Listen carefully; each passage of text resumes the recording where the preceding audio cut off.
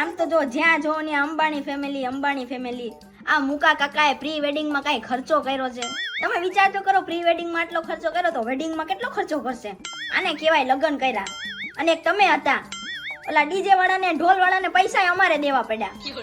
અને વળી ગીત કેવું વગાડ્યું આવ્યા ત્યારે, મેં હું ડોન. શું ડોન? આમ કઈ હોય?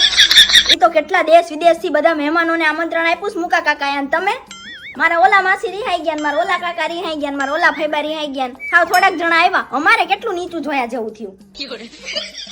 આમ કઈ હોય? આ તો નસીબની વાત છે ને. એક ઈ રાધિકા અને એક હું રાધિકા. ક્યાં તમારી યારે નસીબ લખ્યા હશે મારા. હા, સાચી વાત કરી ત્યાં. નસીબની જ વાત છે. જેમ આ રાધિકાના ઘરવાળા એટલે કે મને લગન પછી ખબર પડી ને, એમ ઈ રાધિકાના ઘરવાળા એટલે કે અનંત અંબાણીને લગન પછી જ ખબર પડશે કે હારવા લગનમાં ખર્ચો જ ન કરાય.